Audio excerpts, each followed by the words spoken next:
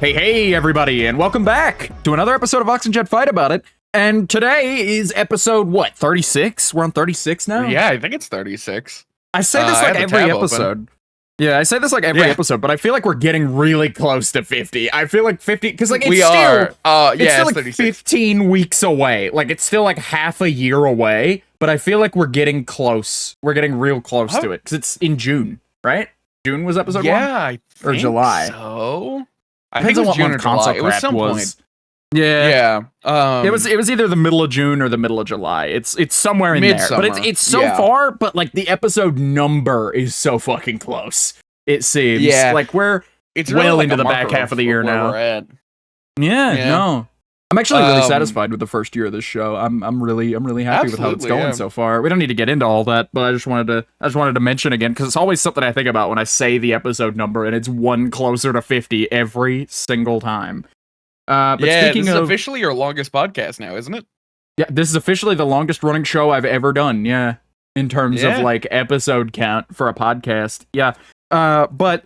Why don't we bring the episode count down by one and talk about last week's episode when we had Sakura Radio on the show. A friend and fellow member of the Willow SMP, primarily does like Twitch stuff. It was a good show, I think. A lot of good banter there. It was a very good time. What'd you think? Yeah, very easy to talk to. Sakura is very easy to talk to. There was no I don't think there was any point in the show where I was like, there was a pretty serious disconnect between any of us. I think we were all pretty big chillin'. I didn't know I would ever meet somebody that passionate about Brave. Yeah.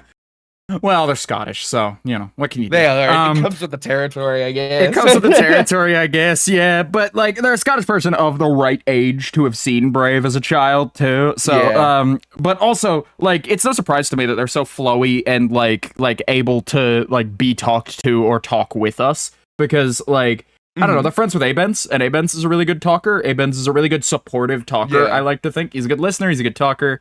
He'll go on forever, but he'll leave you gaps, and the same can be said of Sakura, that they're very easy to talk to and they're very good at keeping up, even though I don't know, Sakura keeps up with us just fine, but I feel like I can tell that they're not usually where we're at. On their own, they're not like us at all, and so it that impresses me all the more that they're able to keep up a little bit, humor. Yeah, that they're able to go from where they're at, which is a little bit more chill, to where we're at, which is sometimes fucking stupid. Just absolutely the dumbest, and it's great. It's fantastic. Yeah, I love that shit. But overall, I think it was a pretty good episode. Probably one of the ones that I had to do the most edits for. And again, there aren't a lot of edits in this show. It's quite literally just the post, the editing version of having a cough button, basically. I just cut the silences and the bits that need cutting out, and then hit post. Or hit export. That's just about all I have to do now, because I have a template document. I don't remember to throw marking it in. Down any edits. You marked down 5. You gave me 5 of them where there were just weird little silences that were nobody's fault, of course. Again, it was a very good flowy conversation. It's just the show has to move, I only gave you 2. You only gave me 2? I feel like there were more. I only gave you 2. Yeah. I feel like I think it was just because you had to edit around that fuck ass green. Oh no, because I spent forever on the chroma keying, and if you'll look at that episode, the visuals of it, the chroma keying is a little off because we're using the world's shittiest green color, and Sakura tried to warn me. It's the green that they use, and they tried to warn me that, look, this is really hard to key around. You're not gonna want to do it. And I was like, no, I'll have you know, I have my certificate in being able to operate Adobe Premiere. I can handle it. And then I got into Adobe Premiere, and I was like, man, this is really testing my fucking patience. Because I was sitting there fiddling with settings, and I finally got it good. I finally got it passable. I'm pretty happy with that episode. I'm pretty happy with that episode all around. I think Sakura was a fantastic guest, very nice, and Absolutely. I would have them on again at some point. But we're running low on Willow guests, I'll say. We're running low on people in Willow to have on the show. So we're going to have to start reaching out to people to be on the show pretty soon. Which is going to be fun. It's going to be a little nerve-wracking. But Oh, it will be, yeah. But I think it'll be good for us. I think it'll be good for us to have some different creatives and people outside of our sphere on the show.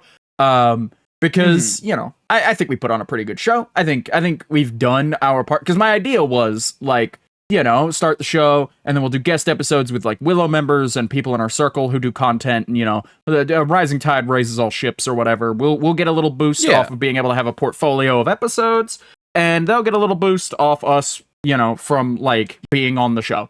You know, they get to, and most of all, they get to come in and we get to come in and make some cool stuff and then leave. You know, we're gonna sit in for a couple hours. Yeah, the whole bit. Yeah.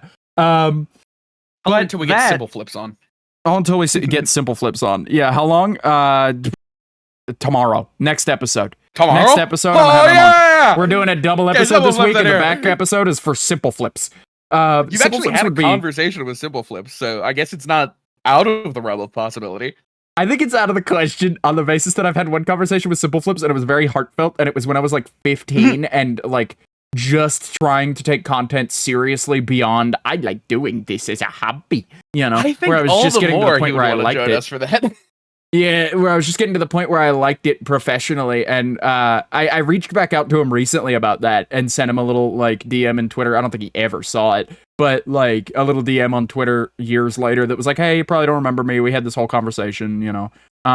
But like it was good. It imprinted on me and set me on some good content creation values. You gave me some good advice, and I appreciated that.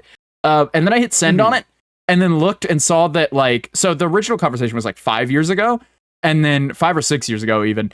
And then I looked up and I had a second message from him, or not from him, but from me to him, that was basically the same thing 2 years ago. So I just kind of look needy now because I doubled that. So I just completely spaced that I sent that first one, and it looks like I just reached out twice to do that. I don't think you ever saw either of them, though. So if I ever, like, Simple Flips, if you ever see this, come be on our show. Yeah, Simple Flips, secret Vox Jed fight about it enjoyer. Secret Vox and Jed fight about it enjoyer. He's gonna do, like, one of our bits at some point. Like an idiot. Well, we do his bits, so we like do his bits. Yeah, like most of my bits are built off the like framework of his bits, and so like he's a real force, dude. We were watching that like gore/hard mode video from him, and he's like, "How do I do jokes? I take other people's jokes, and then I change all the words of them, and then you know it's still funny." And then like that's making a new joke. that's what we do. Joke. No, but it makes sense though. It makes sense though. Yeah. You take fucking, like, I made that bitch famous, and you twist it to, I made that bitch Gramus, and then you're just going, Gramus at random, and it's good. It's funny. Yeah. It's funny on its own, like, of its own volition, because you're just saying fucking Gramus. But, there's a lot of good bits like that, and I think, I don't know, I look to Simple Flips as, like, a guiding northern star on these sorts of things. For like my personal humor, just because like I don't know, he's very fundamental for me. But you know, that's Simple Flips be damned. We've got a show to do.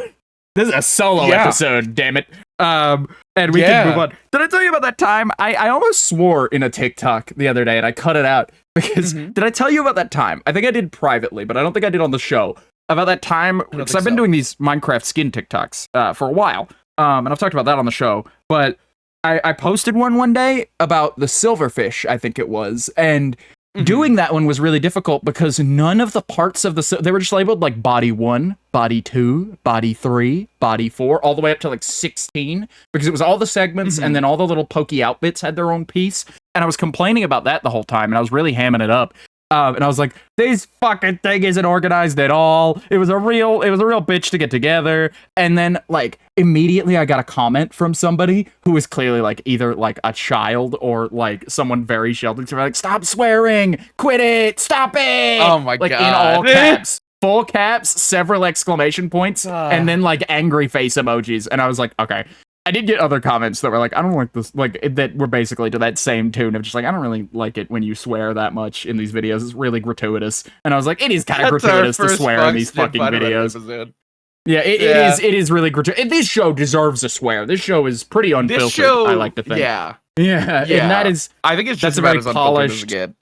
because the stuff I make on TikTok is very polished, and like most of the time I make things that a general audience will enjoy. That's why sometimes I have like a disdain for making them. It's just because like I make things that I think everybody can enjoy on TikTok, and here this show's for me. This show has a target audience of 2, and it's us. Everybody else liking it is just kind of a thing. It wasn't your first like mob TikTok blunder, or it wasn't your worst, I should say, not first, but yeah. Oh no! I've had one more recently than that. Was that one that was so much worse that people have forgiven me for? It seems pretty much everybody understood implicitly that like, whoops, didn't mean to do that. So I was doing some patterning. I was making a squid, and I was doing some patterning on like the mouth, because the Minecraft squid mouth texture is just a square with some teeth on it. And like a hole. I don't know if squids have teeth like that, but it's like a goofy little thing that they have. And I wanted to preserve that from the original design. I wanted to keep that. Except I made the mouth just like 1 pixel in smaller, and copied the tooth design. And then, with less teeth. And I put the 4 teeth in, and then I post it, and I start getting comments about the mouth and how it looks suspicious. And how it looks very German, and I was like, what the fuck are they talking about? And I look at it, and I go, oh, no! Because I thought about it! Because I had a design in mind, and I was like, that might look like a swastika, but I don't think anybody will get there. And so, like, I left it alone, because I was like, it doesn't really look like a swastika unless you're trying to see one, I think. But I think once you mention that it looks like a swastika, or if you have it on the mind, which a lot of people do for obvious reasons recently, then... Like, you're gonna see a swastika. It's plain as day if you're looking for it, I mean, if you have a 4x4 grid, you're gonna end up at a swastika accidentally at some point, I think. Yeah, like there's only so many combinations of pixels in that grid that wouldn't make a swastika, and none of them really looked all that good. So I was just like, this one will have to do. And I thought nobody would notice, and completely forgot about it. So I made that TikTok at like noon or like 1 p.m. and I posted it at like 6 p.m. So like over those like 4 or 5 hours, I'd completely forgot about that. You totally forgot about it. Oh god. Yeah. Oh, you're dying. The Nazis are choking me, dude. Holy shit. There's a man in my room right now, and he's punching me in the lungs as hard as he can. Anyway, yeah. But no, the swastika was one thing. But like that I feel is my biggest TikTok blunder. Ooh, sorry about that. I'm not cutting that out. I'm not cutting that out at all. That was fucking funny. No, I don't think so. But that was funny. You started dying, dude. Yeah, I just started dying mid-sentence. I like caught fucking tuberculosis mid-sentence, which there is an outbreak of tuberculosis going around, by the way. Stay safe. TB. But yeah, where the hell was I going? Oh, that was my biggest blunder. It seems like most people have forgiven me for that, and like pretty much everybody understood implicitly that like this is a mistake. He clearly did not intend for this to be a swastika. Like, if I intended for it to be a swastika, it would be a fucking swastika, dude. Like, I'm telling you. Yeah, I mean, I don't think you would ever intend for it to be a swastika, but yeah. No, of course not. But, like, if I wanted to put a swastika on there, there are easier and, like, less roundabout ways to hide a swastika in that skin, I guess, than, like... Yeah, I guess. Teeth, yeah. Either way. I'm glad, because I was like, I got those comments, and I was like, this could be the end of my TikTok career. This could be so could have. It totally could have been it for me, because people would have just, like, if people just, like, took that as, like, oh, he meant that shit. Even if he says he didn't, he totally meant that shit. Yeah. And I'm glad that people didn't see that. I'm glad that people saw it the way I saw it, and went, like, oh, shit, that's unfortunate, I did make a top comment immediately. I like pinned a comment instantly that was like, "No, I didn't mean to do that." Yeah. And again, it blew over nicely. The whole situation was just kind of a nothing burger, but like it was no drama, no nothing, and so I thought it was fine. But speaking of drama, you want to talk about some drama that people are talking about right now? You want to talk about some hot, juicy gossip? Sure. What do you got in mind? It's not really hot or juicy gossip. This is gossip from 2 months ago that just got updated. Escal85 came back. Oh, yeah. He came back like 2 seconds of that video on Twitter. I watched that entire video on YouTube the second it released. And let me tell you why. Because a lot of people are like, oh, don't give him the views. Don't give him the views. You'll give him money. Don't do that. That's fucked up, dude. First off, I have an ad blocker and I had it enabled. Second off, I don't know. I don't mind him making money off that video because it's the last money he'll ever make off the back of me and a lot of other people who saw that video. So I really don't mind. Get your bag, dude. It's the last one you'll ever have. And so I really, really don't mind it. But either way, that was a whole thing. He, for those who don't know, Iscal85, member of the Hermitcraft server, former member of the Hermitcraft server because of this, got into some hot water because he was DMing some women, some adult women, it's worth noting, some women in his community, inappropriately. And there's evidence of him doing that. There's evidence of him like being told by these women almost explicitly that like, hey, I don't want to have a sex conversation with you. In that, like, he keeps bringing it back and they keep changing the subject in like the screenshots. That's what it is. And it's just like, that's still creep behavior, dude. I don't know what to tell you. Like, because his defense in this video he released like yesterday as of the recording of this. So it's like Wednesday for everybody else. And so like, it was day before yesterday actually. But he released that video. He released a video and he released it and entitled it, I Got Canceled. And I was like, oh boy, here we go. And I was kind of vaguely hopeful that like, maybe he has some valid explanation for this. I don't really like Iscal. I didn't really watch his content beforehand. Just because, like, I don't know. Iscal. I didn't mind his content. He's just somebody who slips my mind pretty often. And so, like, you know, not that he's forgettable or anything, but, like, you know, he's not my top hermit, and he's not even in my, like, top 4. And it's really hard to keep up with every Hermitcraft video. But he releases this video. It's 11 minutes long. It is practically, it's all recorded. You can tell that it's a moving recording, but it's him standing perfectly still as his Minecraft avatar, you know, in like an empty Minecraft world, just standing and staring F3, directly at camera.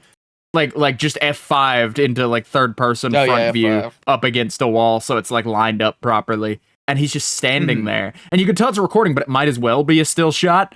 And he talks for the first like 2 minutes about how it's unfair because the Hermitcraft guys didn't give him enough time to respond, and that he immediately went to the police the instant this stuff started coming out, and the police advised him not to talk with anybody about it, and specifically not to take this meeting, which in a defamation case, you shouldn't be talking, like in any kind of legal case, you shouldn't be talking about the case outside of the case. However, you know, like listen to your lawyer and whatnot. This However, is a Minecraft server. What did you expect? Because, all right, so one of the, like the way he framed it was the Hermitcraft members found out about this, and within a couple minutes of finding out, in like the big group chat that they have, sent, hey, you have an hour and 45 minutes to meet us, and we'll have like a hearing about it, and we'll discuss it, and you know we can figure this out. I'll give you an opportunity to like say your piece, and we'll hear it. And, you know, if it's good, you know, you're good. But if not, we're, like, afraid we're going to have to ask you to leave. If you don't show, we're also going to have to ask you to leave publicly.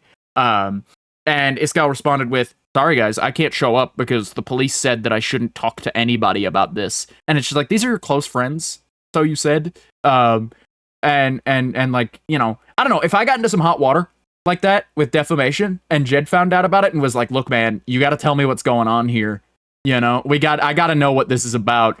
And I went, no, my lawyer says I shouldn't talk to anybody about it. And I suppose that includes you. And it's like, you're my best friend and we're behind closed doors. It really doesn't matter. It's not going to affect the case at all for me to just fill you in on my side of things. But either way, he doesn't show up to this meeting because he just said, well, if you're only going to give me 2 hours and one chance to say my piece and like not be flexible on it, then I resign. Fuck you guys, I'm out, basically. And he framed it as like them turning their back on him and like being really inconvenient on purpose, when what actually happened was that was the day they were going to have their like big monthly Hermitcraft like State of the Union meeting anyway. And it was in an hour and a half. And they just were like, yeah, we're going to talk about this at the meeting. So show up to the meeting, dude, like you would have anyway, you know? And then this guy was like, fuck you guys, I'm out, you know? And like resigned instantly. And that's where the situation stood for like 2 months. which is fair, I think, because they kicked him out of Hermitcraft and they publicly announced that they were doing that, like very politely, very discreetly, as just like, hey, due to some reasons, Iskall has to step aside from the project. He's done some lovely work with us. Unfortunately, you know, some things have come up, and he can't participate in Hermitcraft anymore. Like very vague post, very like everybody who knew what was up knew why they worded it that way. Because those guys are usually fairly drama averse. But and don't worry, I'm coming to a close here. He addresses that in his video for 3 minutes. 3 minutes. The first like minute is him like saying, "Hi, I'm back." The second couple minutes is him talking about the Hermitcraft thing. Minutes 4 and 5. Like, I wouldn't even say minutes 4 and 5. Minute 4 to minute 5 is him discussing the people who accused him and how one of them had apparently done this to a content creator before or like something like that. And then he immediately goes off without showing any evidence or anything to like prove his innocence. He owns it. He goes, yeah, I had some, I don't think I did anything wrong. I had adult conversations with adult women in my community who were consenting. And if you define were consenting as didn't explicitly say fuck off and don't talk to me like that, yeah, kinda. But like catch a hint, man. Yeah. Yeah. And it's just like it's just like sexual impropriety is all it is. And he didn't show any evidence. He didn't do anything. He just owned it completely. And you have something to say about that before we move on? He could have probably gotten away with it with like Hermitcraft and everything if he was just like, I really didn't know what made these women uncomfortable. I'll put out a public apology, and you know, yada yada yada. Like I don't know, man. Yeah, he went like off the rails about it.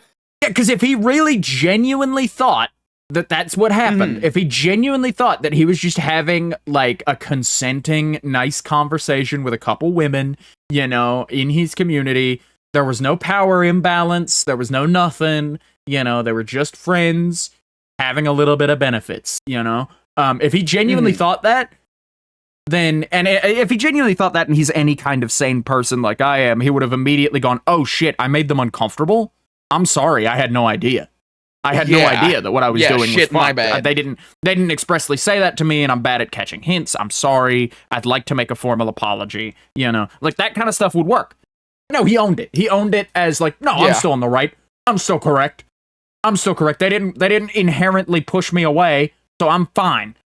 You know? And then he spends minutes 5 through 7 of this 11-minute video talking about how 5 and 6 actually, talking about how it's very easy to witch hunt somebody and it's very easy to pick up a pitchfork. This is the exact wording he used, just about. I'm paraphrasing slightly, but he said, pitchforks are very easy to equip. They require no stat boosts and no inherent traits. It's not class specific. Right. Anybody can equip a pitchfork as a weapon. And like he was using game terminology to explain why you are able to like witch hunt anybody. And it was really like lame and corny as hell. But like that aside, he goes on. It just seemed like a weird waste of time. And then he spends literally the rest of this 11-minute video, the last like 4 minutes of it, talking about how he is like a victim of the Salem witch trials and how it's dangerous because accusations like this hurt people even when they're true. And how he'll never make money in content again, and how his like reputation is forever tarnished, and this and that, and how he's gonna like continue to pursue this defamation thing and all of that, and how he would love to go back to doing Vault Hunters, his like Minecraft like custom like minigame-esque like RPG server. And how he would love to. Oh yeah, he talked a little bit about Vault Hunters too, because like 3 or 4 people in the community in Vault Hunters without his approval. Left. Like, no, they didn't leave. Here's what happened. A bunch of people left the Vault Hunters community, and then the main guys in the Vault Hunters community, like the top devs he had, he described them as well, what happened was these 2 or 3 guys and gals stepped up and sorry, I've got like a thing in my throat. But they stepped up and they went out of their way and they were like, look, we're gonna run Vault Hunters in your apps. I don't know what's going on. You haven't talked to us. You haven't told us anything. We're assuming your innocence. We just need, like, I would like you to step away from Vault Hunters. Like, and you seem to intend on doing that anyway, so please do. I would like you to step away from Vault Hunters, like we would, as the rest of the staff team. like the rest of them that are left anyway. And then we will continue making Vault Hunters in your absence. We'll keep developing plugins. We'll keep developing new mechanics and stuff. We'll keep the server alive. All right? And then when this whole thing blows over for you, we're happy to have you back. If you clear your name, we're happy to have you back on Vault Hunters. And he went, okay, I am going to step away. And then stepped away completely. Didn't see any of that until he got back, apparently. Like, he saw it, he just didn't bother replying to it or something. And he was like, they sent me this on my darkest day, and I told them, I told them that I didn't want that, and they did it without my consent, and they continued running the server without any permission from me, and unfortunately I had to tell them that, like, I don't want them on Vault Hunters anymore.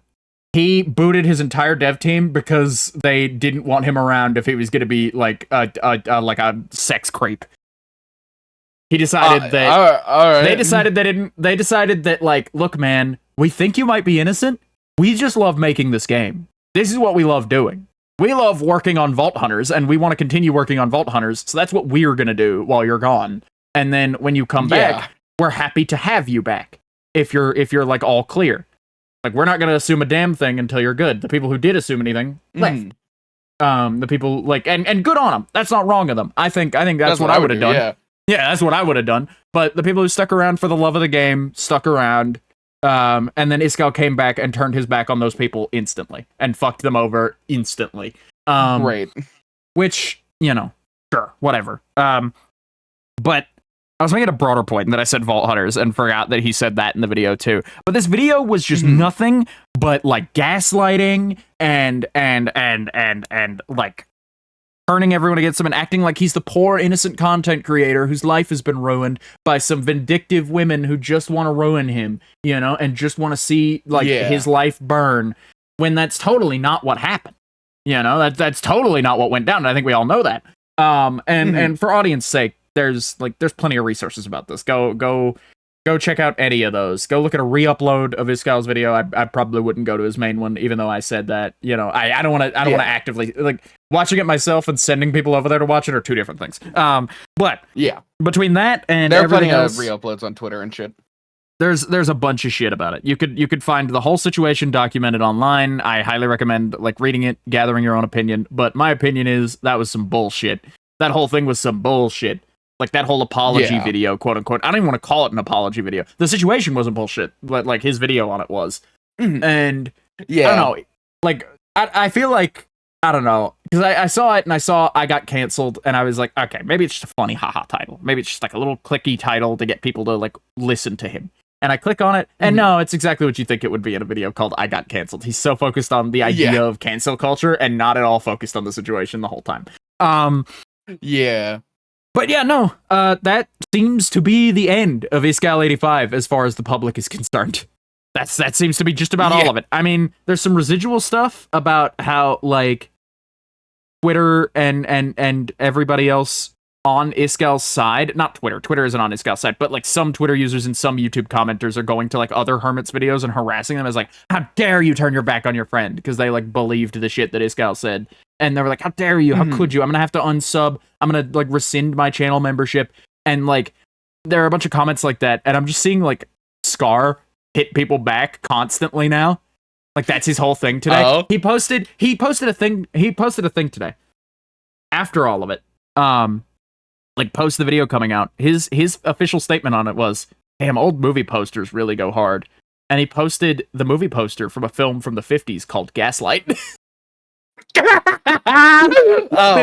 This is some real fucking diva behavior right here. I love it. I love this Scar. Shit. I live for that kind of shit. People infantilize him, and that shit's awful. But, like, he's like a funny dude. He's really funny. They infantilize him because of his, like, sense of humor and his general demeanor being a little bit childish, and, like, you know, I don't see that. I don't watch a lot of Scar's content because, again, a lot of his humor just does not align with mine, and that's a big point of interest for me. But I love the stuff that he makes. I love the builds that he makes. I love he's a very talented person. God, it's incredible. You know, he's, like, insanely talented. But, like, the thing about it is, Scar is in comment sections replying to these people. Like, there's a screenshot of him going around where, like, a commenter said on, like, his most recent upload, just, hey man, I don't like the way you treated Iskall, and I don't like the way you treat your friends. You know, that's no way to treat a friend. I'm gonna have to rescind my channel membership. And his reply was, "Don't let the door hit you on the way out, asshole." And that was it. That was it. I don't think he said asshole, but like he did say, "Don't let the door hit you on the way out." That's the best way to respond is just like fucking all right, see you around. Just standing on fucking business, dude, all the way through. Yeah. But either way, that's my thoughts on the whole thing. You got like, you've been kind of like chiming in with like peanut gallery stuff as we go here. I say peanut gallery like you're an audience member, but like I've kind of just been like informing you and the audience a little bit.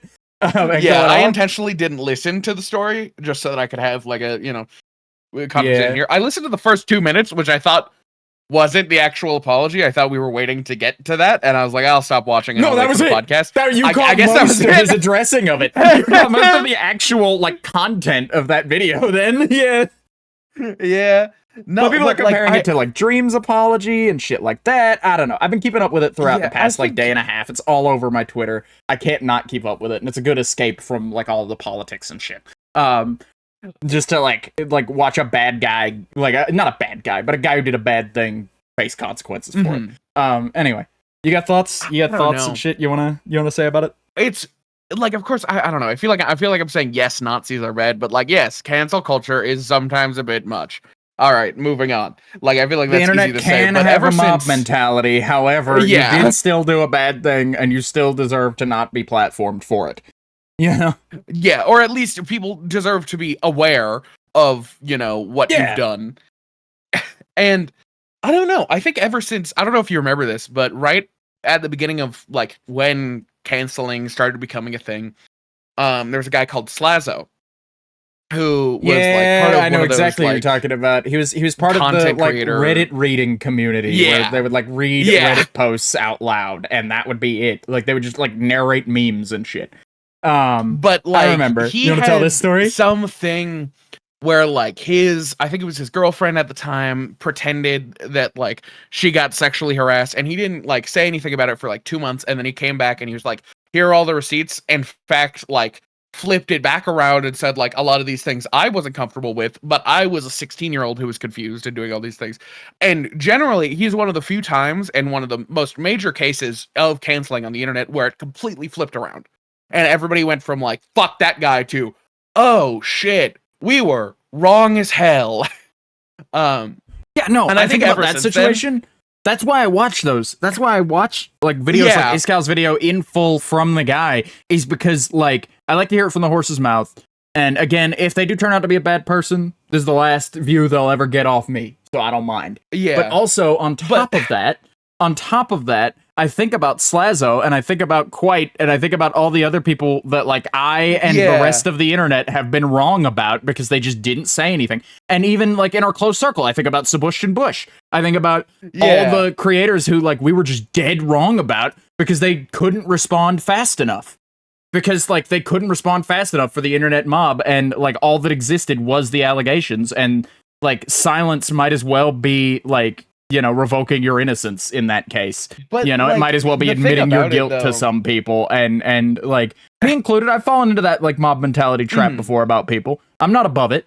I'll admit it. I fuck up sometimes, but like I fuck up sometimes and I improve. That's why I watched that video today. But this one was some bullshit.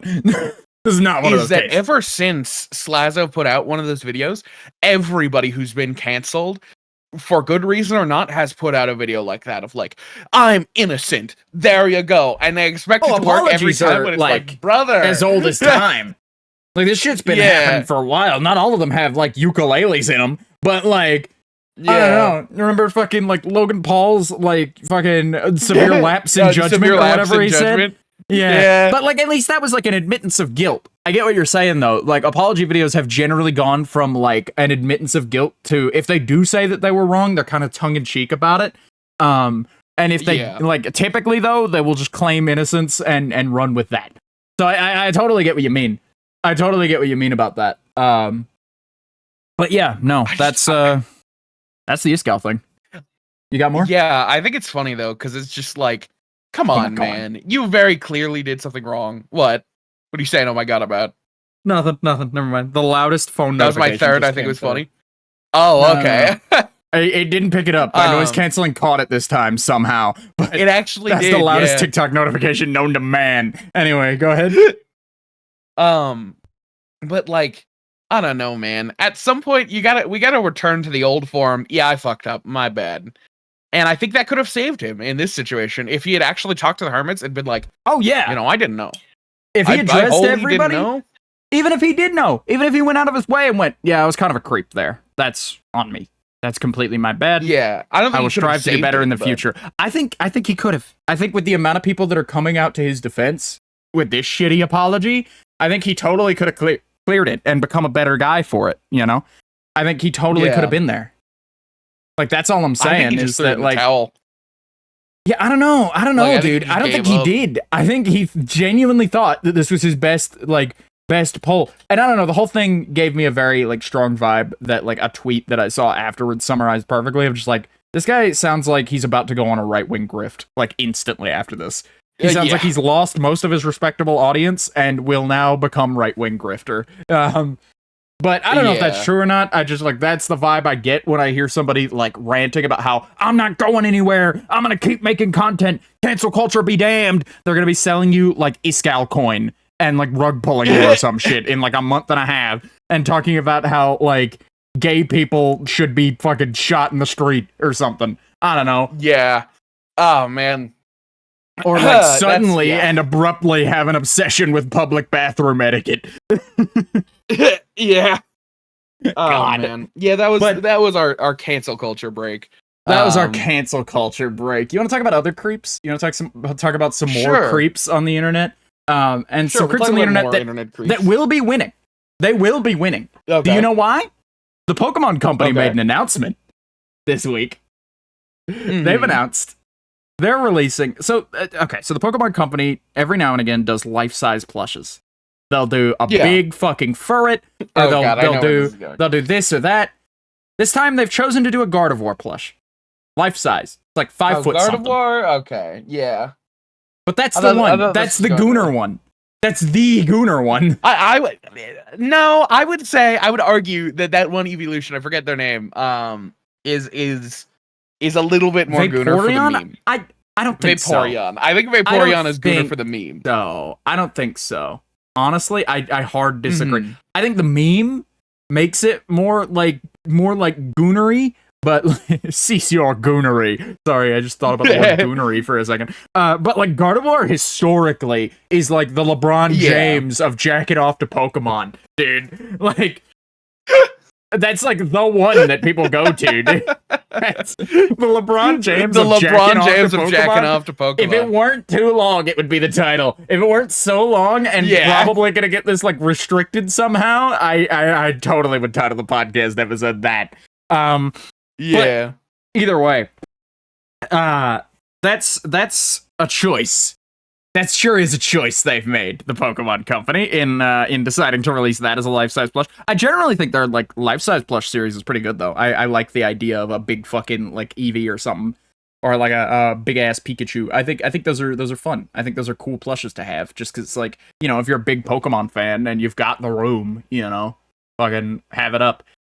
But like I don't know. I look at those life-size plushes. And I think about every like large plush I've ever seen, and maybe it's just because I have like an inclination towards like ratty, shitty homes. But I imagine that like those things must stink, right? Because every plush I've ever had, unless you wash them regularly, they just suck in every little bit of like stench in your room. Like every bit of BO and sweat from like sleeping. Every time your cat or dog has ever taken a nap beside it, it's gonna smell like that. It's gonna smell like that forever. Yeah. And so I can just never justify getting a plush that big because it would be unwashable. Every plush that I've ever seen that's too big to fit in a pillowcase in a washing machine to be washed or can't be washed, like for other material reasons, they all go to shit so fast. I don't know, man. Yeah. Not just like in my ownership, of course. I mean just generally. I mean, like generally, those don't usually look very good unless you take like insanely good care of them and like hand wash them and shit. But at that point, why have a plush? Plushes are like ideal for like hugging. Yeah, exactly. I've also realized that like I'm not really the target audience for like bedspreads or plushes. I'm a very minimalist sleeper.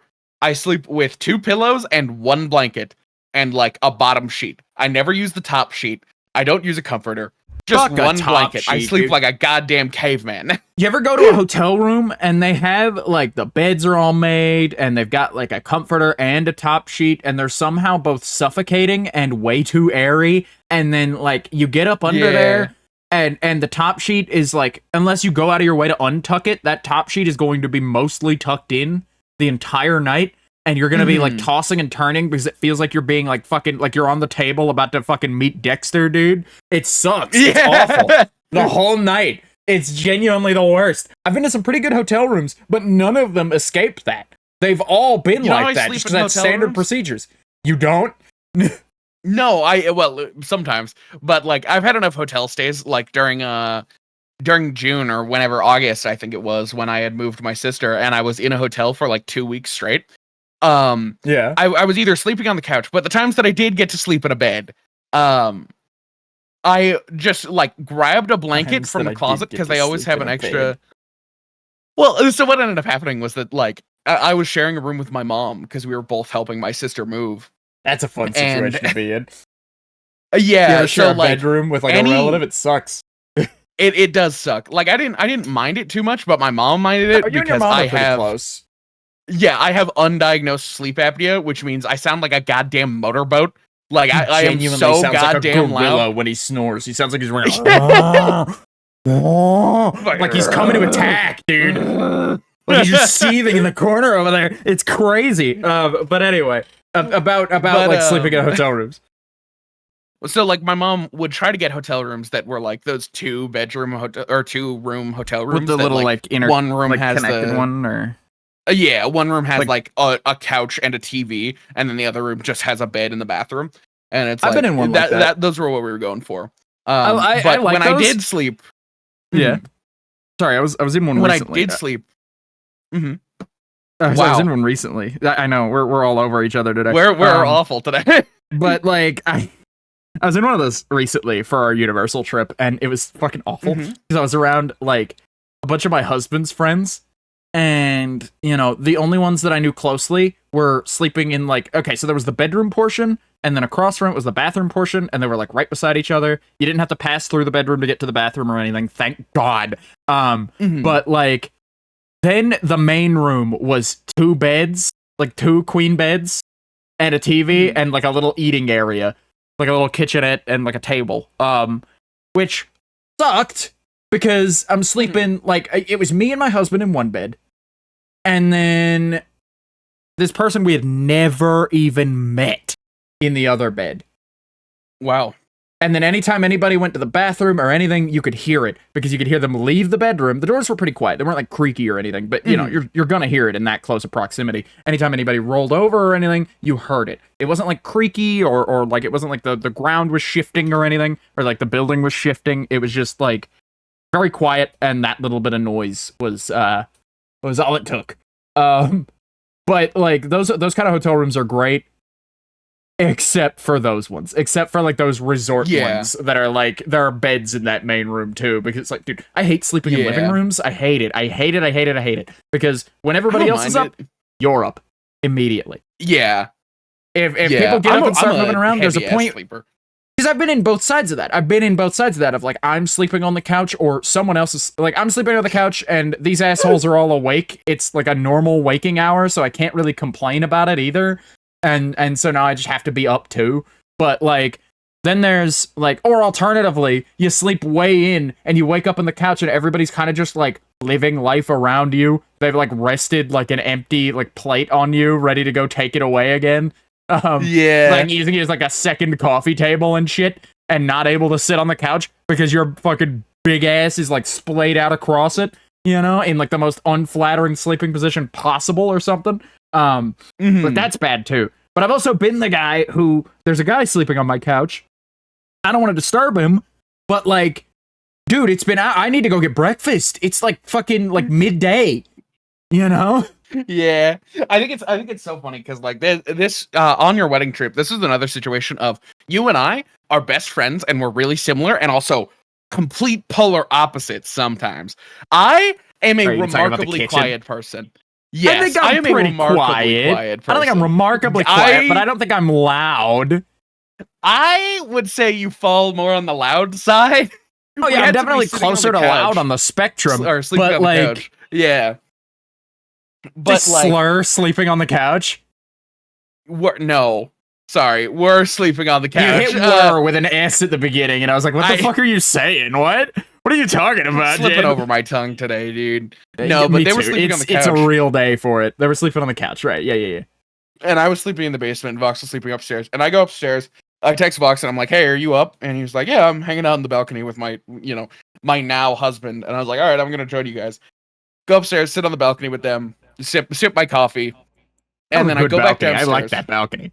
It was a solid balcony. It was kind of a cloudy, rainy day. It was a nice thing. Very we VR got downstairs chat to world get water anyway, and like start making breakfast. And I was quietly washing dishes. I don't know if you know how to do this. I'm able to wash dishes quietly. That's how quiet I am. But like normally how do you washing even dishes run a is sink like a quietly? fucking. That's fucking. I don't know. I do it. Come on, and I they go did fucking immediately loud as shit, and so it's impossible to avoid. Like when you turn the sink, because you turn it on low, and you're hearing that like hiss that faucets make the whole time throughout the whole house, or alternatively, you just crank it, and that hiss is gone, but now you can hear the water running loud as shit. And so it's like a pick your poison situation. I know how to do it. Like I was able to wash the dishes quietly, and I'm washing the dishes very quietly, and I accidentally drop a spoon into the sink, and it makes the loudest, like the quietest little like dink, and I get scared by it. Yeah. And then I go back to washing the dishes, and then I hear from behind me, Vox is running the ice machine. And I was like, I turned around and for a second. It was just a second, and I like put my hand on his back, and I'm like, dude. In my defense, dude, please. In my defense, I would like to say, I opened. I don't know if you caught this. I did like a hang 10 with. I do this all the time in the middle of the night when I go to the fridge. I do like a hang 10 with my fingers. If it's one of those like dual fridges with like a freezer on the left and fridge on the right, like it was in this particular Airbnb, I do a hang 10. My pinky goes on the fridge, and my thumb goes on the freezer door. And then I push down with my thumb and pull, like put my other hand on the handle and pull it open slowly, so that when the seal breaks on it and it opens, it doesn't make that fucking like noise that it makes. Yeah. And so I had behind you already opened the freezer, saw that there was no way that I could possibly get at the ice myself with the cup, because it was a clean cup, so I was just gonna take it, open the ice machine, fucking scoop some ice out and be done with it, because that would be quieter than running the ice machine. But then I opened it and realized it was one of those that like kind of pull out, like out and down, and so all the ice in it would have like racked as I like pulled it and went fucking, and so I was just like, okay, no, I won't do that. I'm not gonna sound like I'm fucking rummaging through a box of Legos in here. I'll just run the ice machine. Yeah. So I slow closed it, and then I ran the ice machine and like gritted my teeth the whole time, because it was just fucking, it was like an ice machine, you know? Yeah. I went for Crushed, because Crushed is a little quieter, at least. It's never quieter. Crushed has never once been quieter. Okay, the machine is louder, but you don't get that fucking of it all landing in the cup. So I was like, that was my thought process, was that like the of it like landing in the cup. We're doing a lot of noises today, by the way. This is something. We are. We're doing a lot of like onomatopoeia today. Like, we're being very descriptive. Put a blindfold on and think about what we're doing. But yeah, like, really Vox trying to help you envision it. And it's just the best option I had if I wanted ice, dude. I wasn't about to go without ice. That tea was hot. I had just made it. It was. I put my hand on his back, and I just look at him, and he's like, I can't get the ice quietly. And because I've just got like a height advantage, I was able to just like bend my wrist down, and I had already had clean hands, so I could just pick a couple of ice cubes out, and I just put it in his cup. Just like, yeah, my hands weren't clean, dude. I wasn't about to go reach it in the ice machine like that, like some kind of asshole. I feel like I would rather be woken up by the ice machine running than find out somebody put their fucking unwashed hands in my ice machine. I used that hand to scratch my balls not 10 minutes before that. I would not fucking count that. Like, I would not touch anything that's going in somebody's fucking mouth with that. You know? No, but like, I was just washing dishes, so my hands were like clean. I had like been washing. Yeah, no, you had so clean hands, but like, you looked at me like I could have just done that the whole time, and it's like, dude, I assure you, without going back upstairs, washing my hands, and coming back downstairs, I could not have. Yeah. And the best part, she didn't even fucking wake up from that. She didn't even wake up from that. She didn't even wake up to me at all. She woke up to you guys. She woke up when from we all collectively decided. Barreling down the stairs. Yeah, Wivey barreled down the stairs, and then we all collectively went, well, if that didn't wake them, nothing will. And so we just were like, okay, they're not getting up.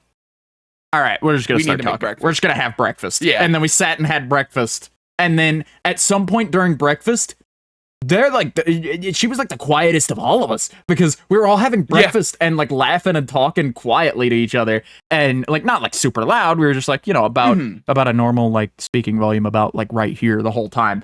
Yeah, like, and we thought about stepping outside to eat, but like we didn't because there was like a guy. It was cold. It was cold, and there was a guy out there doing like the hedges in like the gardening, house across the way, and so it's like, do we really want to do this with a weed whacker running and or be saying some stupid shit in earshot of a gardener? I don't really want to cause a noise complaint or anything. We'll just eat in here. And then we turn. He's like the quietest of all of us because one of us turned. It wasn't me, but I think it was you because you were facing that direction anyway. You like turned to like go back and grab seconds, and then like you were like, "Oh, when'd you get up?"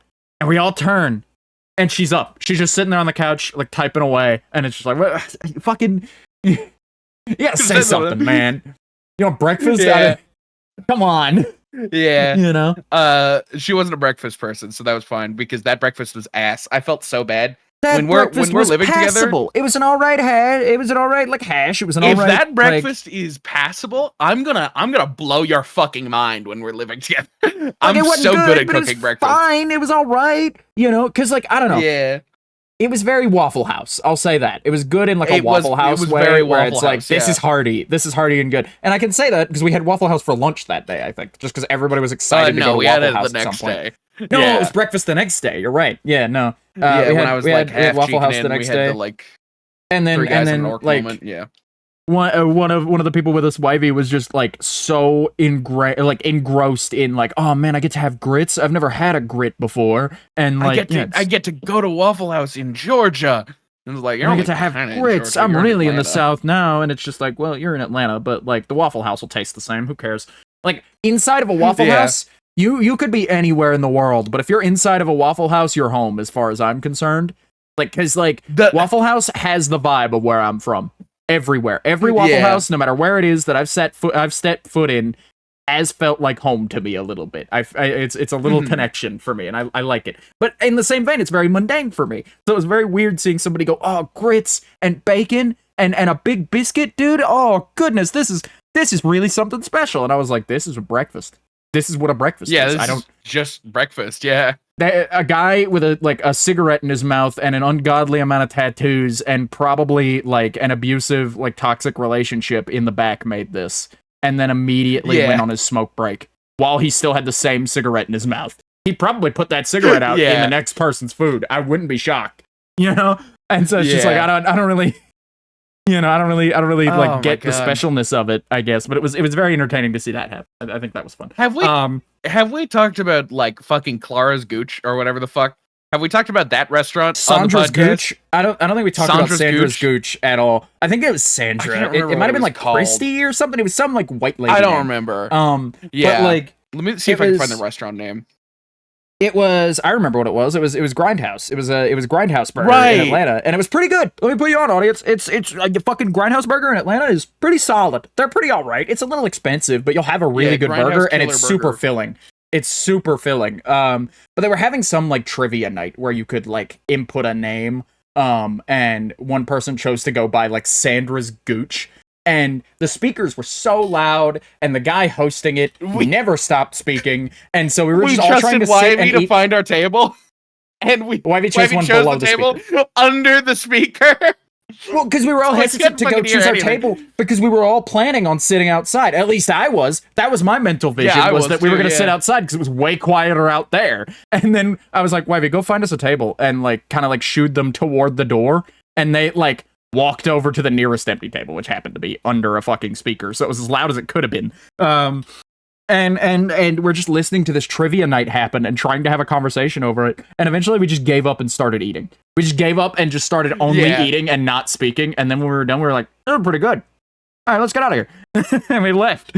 Yeah. But it's a really good restaurant. It was if you- good taste. It was just like, man, if you're not down with like loud noises and shit, probably not for you. They might have been having a weird night. It was just funny. If you want to go It was to pretty our funny. exact Grindhouse Burger, it was on Piedmont Avenue. Piedmont. Piedmont? Yeah, Piedmont. whatever. That's how you I can't traditionally read. pronounce that. Maybe this road is fucking Piedmont. Because you got people in Yeah, I Kentucky think who it say is fucking Piedmont. Louisville when it's fucking Louisville. Louisville. Like, it's Yeah. spelled Louisville, and you would assume Louisville, but, like, no, it's fucking Louisville to them. So it's just like, well, it might be fucking Piedmont to those people. Who knows? But I'm pretty sure it's But, Piedmont. Anyway. But that was a good time. That was a very, very fun time. That trip was, like, full of gags. And speaking of gags, I had seen one of those TikToks that are just, like, a Tumblr post, like a Tumblr thread that is just being read out. And this one happened to be the concept of, instead of the monkey's paw, you have a clown nose. And instead of giving you like a really bad thing with your wish, it does it in the funniest way it can.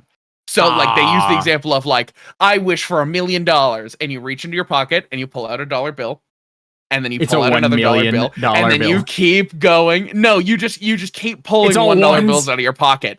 Yeah, it's all ones. It's all ones, like and they're all out of your pocket. Where they like just keep pulling, but it's just all ones. And Yeah, I King thought of the you Strip would Club. love that concept of That's just really like, good. I love that. I love like that a idea. clown nose monkey paw. Because I would love that about like wishing for You know? something. Oh my god! Holy shit! We've never done that on the show. You can't do that. You can't fucking do that. We're talking about clown noses and shit. When else would be a better time for fucking? You know? Oh my god, dude. Oh man, I was the joy of hotkeys. for a moment, but yeah, That all would the really audio fit the listeners bit, I are don't think. fucking confused. It wouldn't. Yeah, I just switched to my clown outfit for anybody listening Oh, exclusively on audio. It like jump scared anyway.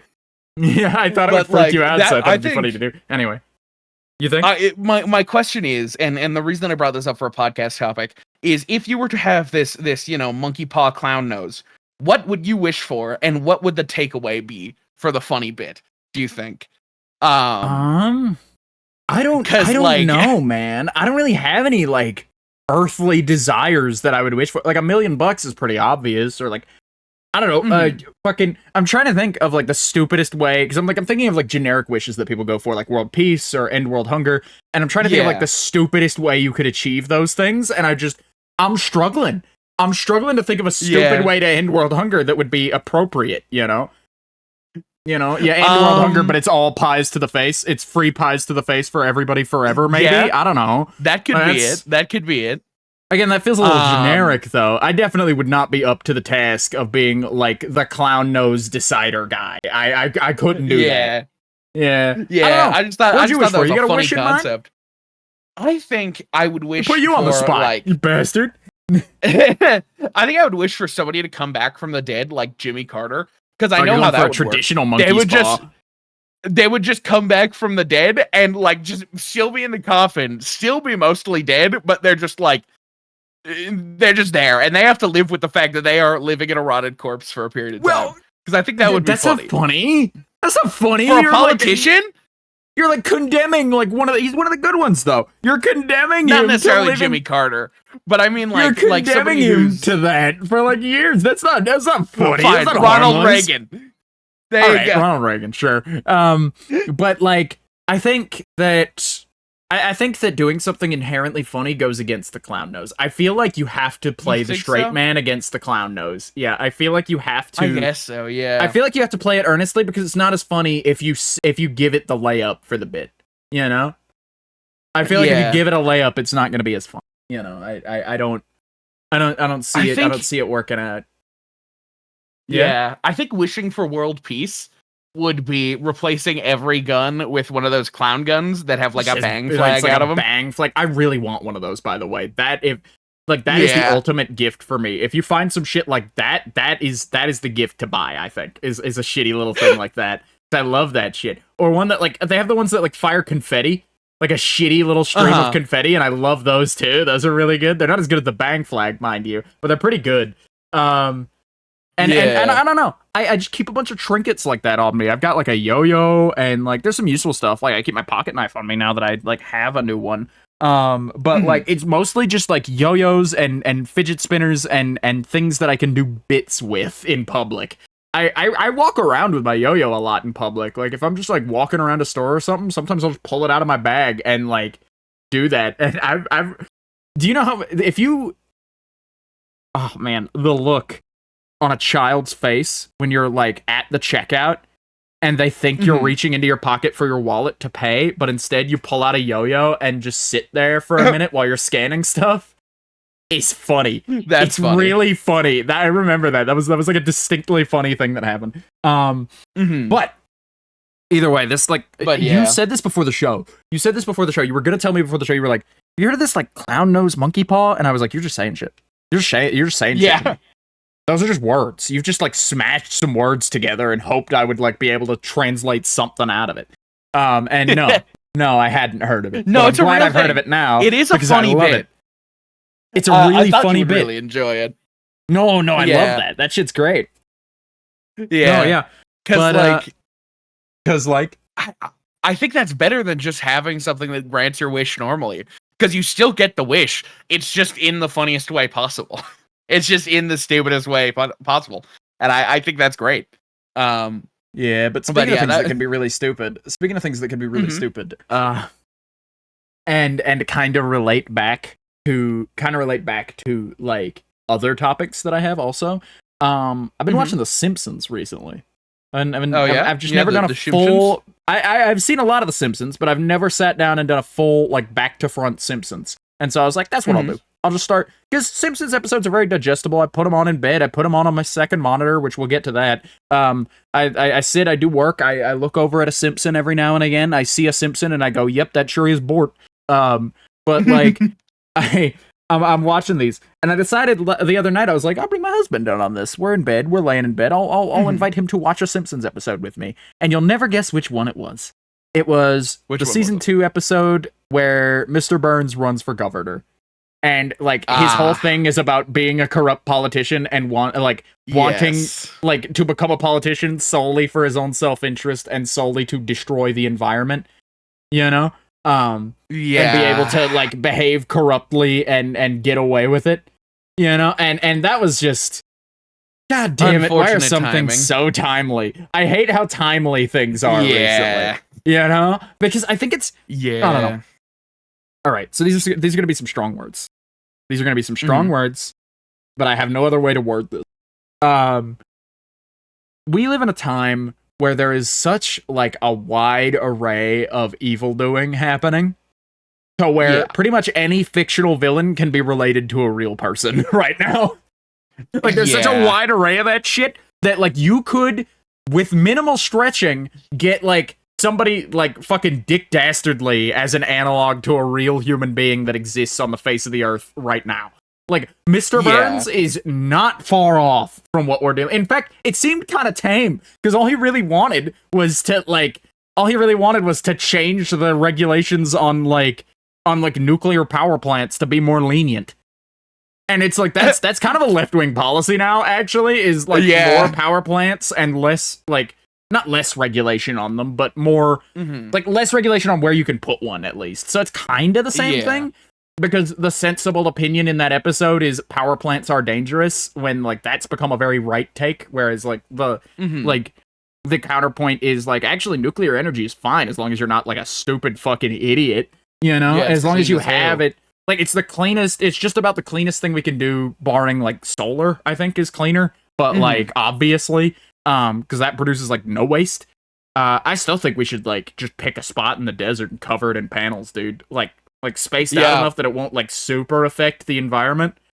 But, like, I mean, as somebody who lives in the desert, it would fuck up, like, a small ecosystem of, like, a couple of animals, but most of them, it might actually, like, help the ecosystem in a way, like putting fucking tires in the ocean. Ups and downs. And, like, creating a coral reef.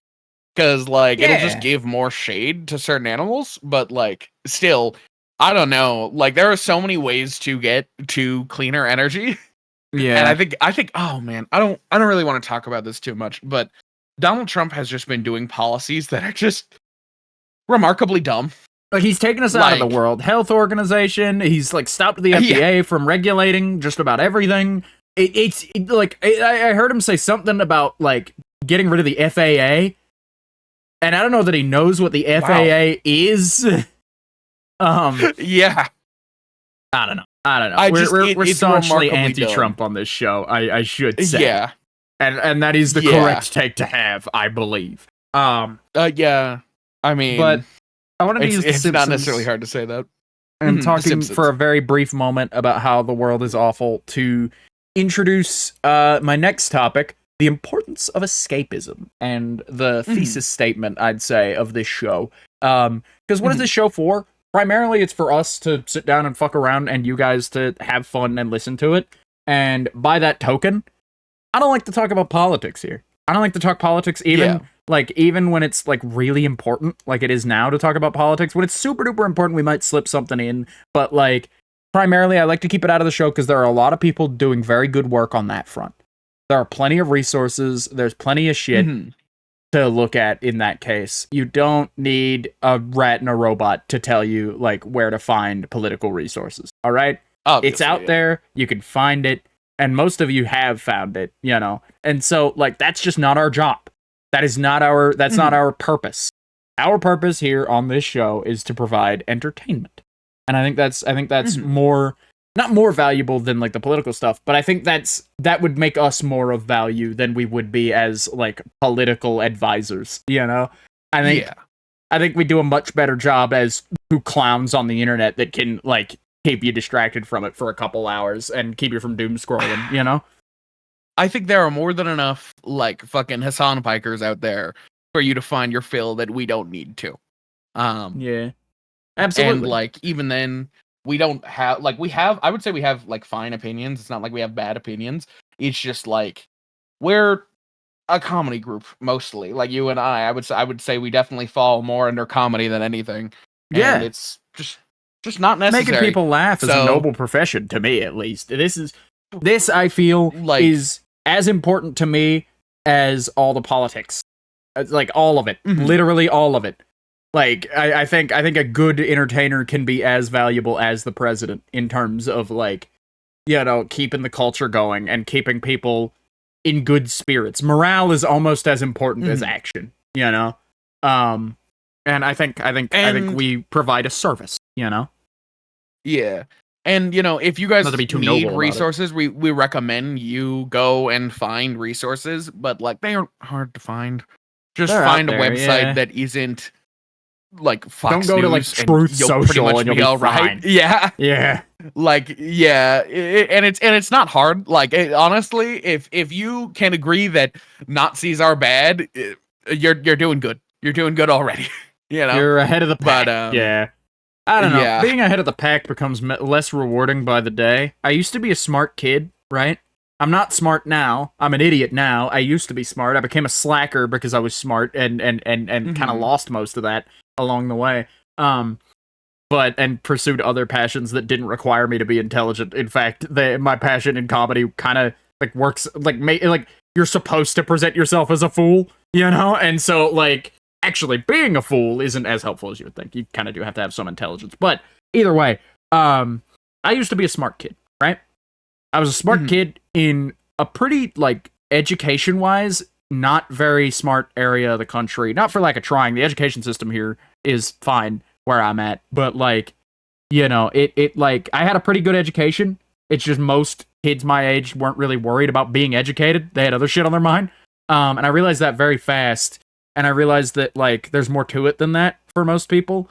And by that measure, you know, I don't want to call anybody stupid, but, like, I realized being top of the class kind of sucked because, like, being in first place sucks when the guy in second place is 2 laps behind you, is all I'm gonna say. Yeah. Like, when you're lapping people, being in first place feels less fun, in my opinion. And thus, being, like, ahead of the pack and being, like, some of the more, like, politically, like, I'd say we're fairly politically intelligent. I don't like to brag. I really don't. But I'd say we're decently politically intelligent. We've got good heads on our shoulders at worst. And, like, you know, I feel like we do barely the bare minimum. I feel like we do just about, just about what we have to and no more in terms of like political intelligence, which makes it all the worse that I'd argue that we're doing better than most people. Mm-hmm. I would say I'm more politically inclined than most. I would say I'm a little bit more politically inclined. Oh, for sure. Than You're are. more politically inclined than me, even. Yeah. Yeah. And like, I don't know. It's not hard to get there, really. No, yeah. Follow basic philosophy, and you'll have a good head on your shoulder. Like, don't hurt other people because you don't want to be hurt. End of story. There you go. You've made a good foundational like issue, and the fact that that's not where we're at as a whole, like, country and world, it's that's a story for a different day. And the problem is that we don't want to get preachy.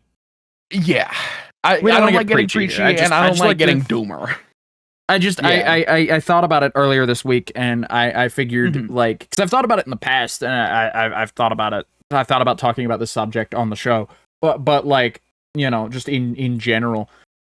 Of like, why don't we talk about political issues on the show? Is there a reason for that? And I feel like we've addressed it before, but not at length. And I feel like this is just it's a better time than ever to talk about why we're not talking about the room burning down around us while we're like cracking jokes and shit. It's because like people need those jokes. They give people hope.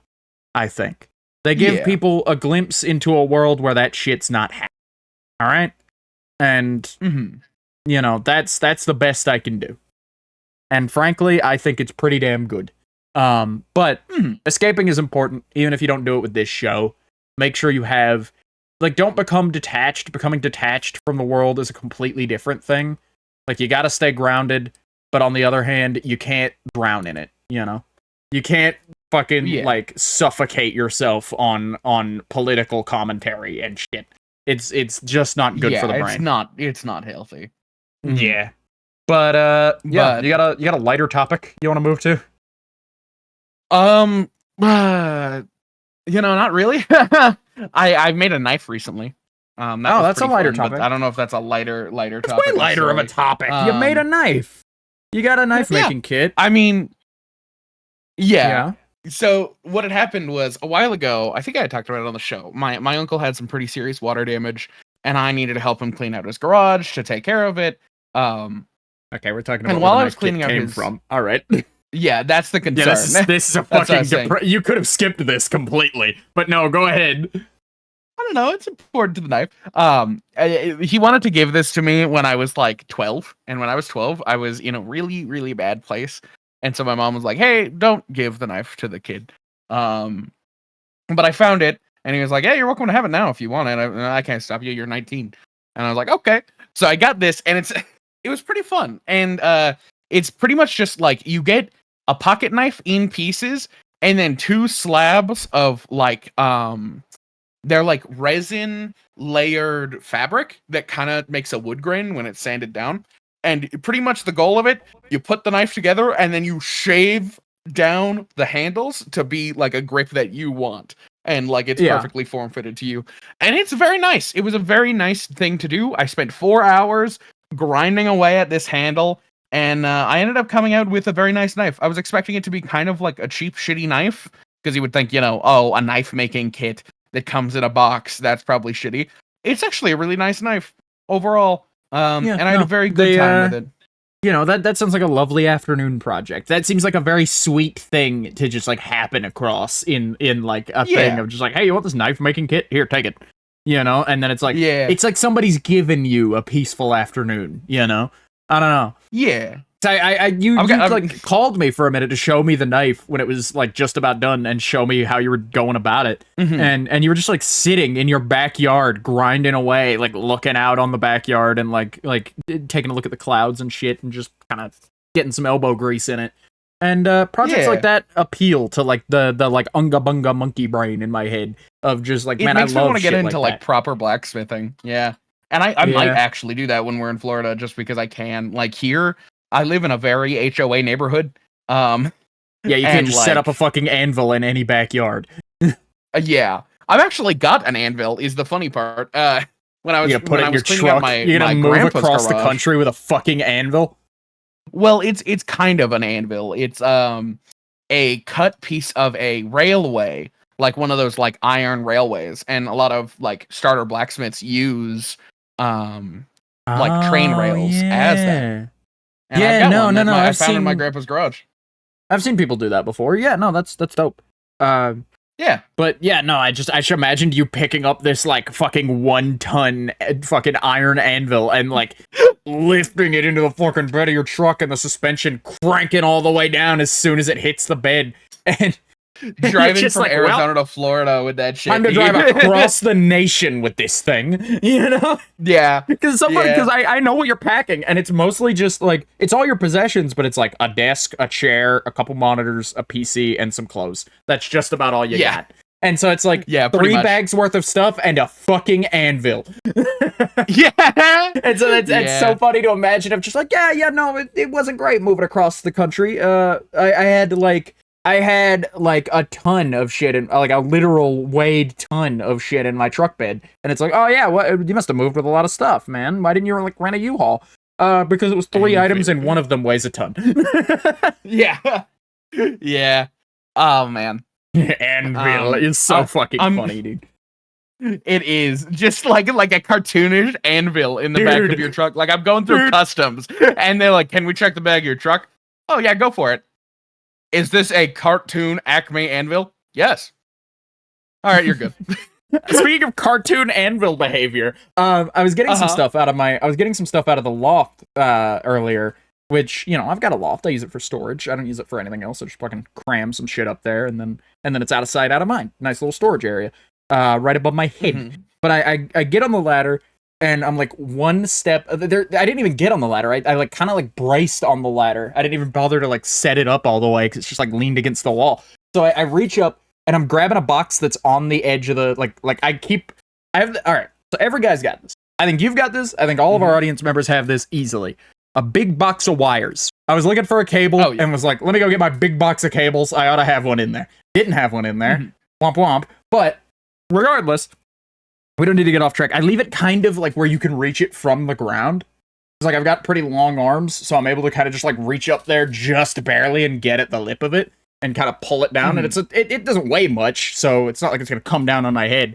But what does weigh much is the typewriter, the big fucking metal typewriter that's like a couple feet away from that. My husband has a typewriter. They were cleaning out like some like family home, kind of like your like uncle situation, and they just found it, and they're like, oh yeah, it's a cheap like typewriter we bought. Take it. You can have it. We don't really want it. We want it gone, actually. So we're just gonna like throw it out if you don't take it. And so they took it. And so we just keep it in storage. I haven't used it yet, and I don't think I ever will, honestly, because like when the fuck are you gonna use a typewriter? But that was one thing. And I'm reaching for this box, and I bump the typewriter with the box just enough to like push it forward a centimeter. And like the corner of it was already off because the cats like to fuck around in the loft, and they don't push things hard. But the stuff at the edge kind of gets shuffled around a little bit. Nothing's ever fallen. And I don't think anything ever will. And the typewriter's heavy enough that the cats can't even knock it off if they wanted to. They just kind of budged it. And so it was like crooked up there, and one of the corners was hanging off. And I budged it more when I did that, and I was like, I should put that up there. Like, I didn't see my life flash before my eyes, but I saw the possibility of dying to some Toontown shit like that. And I was like, I need to put that thing away. And so I like put it further back in the loft. Could you imagine DMing me like, hey, you ready to record the show? Vox? Where were you last night, by the way?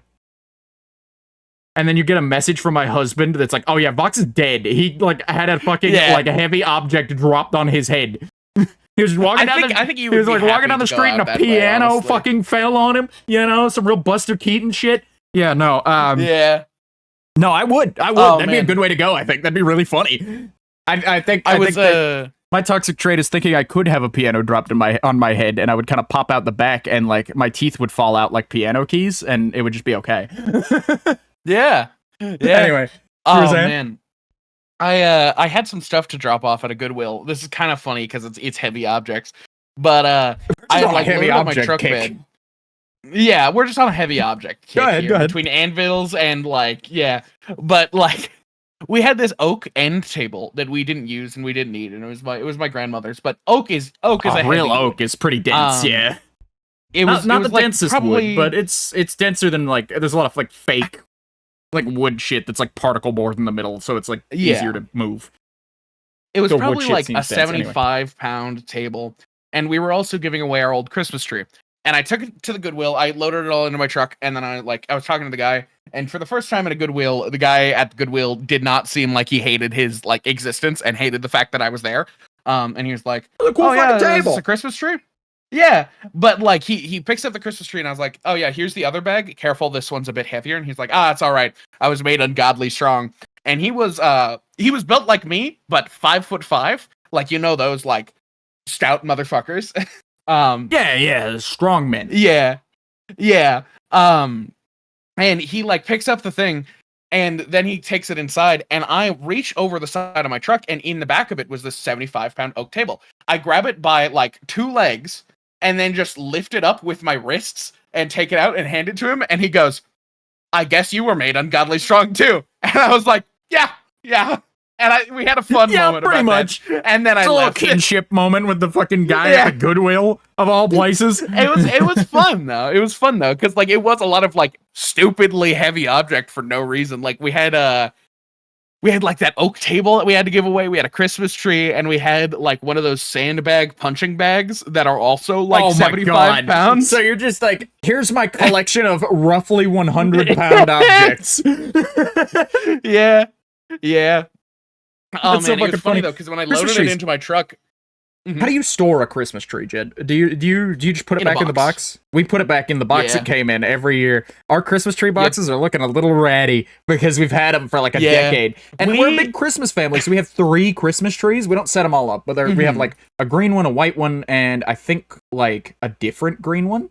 And the point of that is that like, no, I think the third one's a brown one actually, which is weird for a Christmas tree, but it does make the colors on it pop. But either way, we have 3 of them, and then it's just kind of up to the vibe, because we've got 3 Christmas trees and then 3 sets of decorations, 1 to match the brown one, 1 to match the white one, and 1 to match the green one.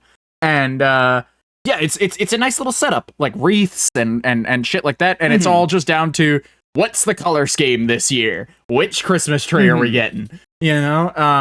There was one year when we got the shit down to put the green one up, and we got the white tree in the green box somehow, when those are never down together, and I do not know how that happened. It still baffles me.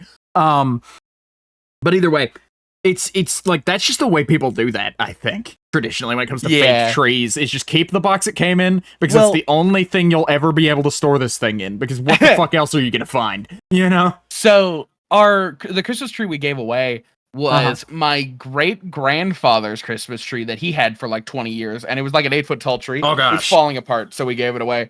But it came in these like 2 different red bags.